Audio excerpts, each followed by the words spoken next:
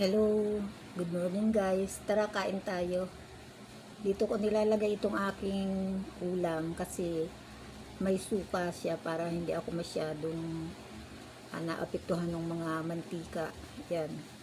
Pinapaikot-ikot ko siya dyan sa suka. So ganun lang, no? Tapos magkakamay lang tayo. Hirap kasi kutsarain. At meron tayo ditong kanin. Yan. Ganyan lang kasimple ang ating pagkain ngayon. So tara, saluhan ninyo ako. Kain tayo.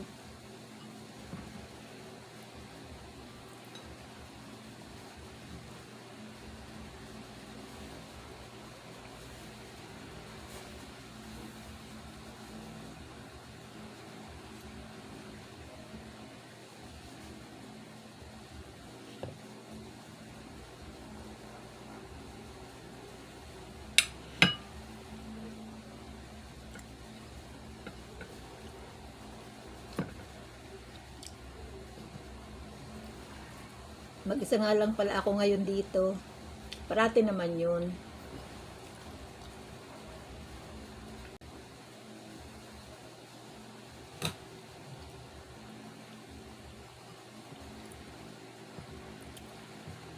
Ako kasi pag nag-uulam, pag gulay-gulay lang.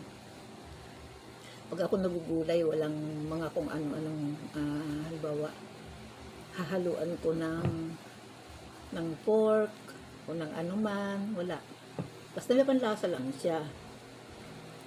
Pag naman meat, meat din lang. Wala ding halong gulay.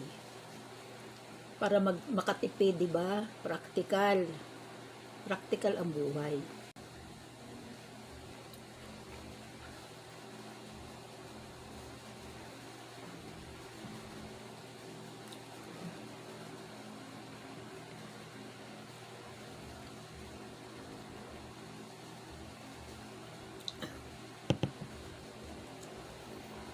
Yan.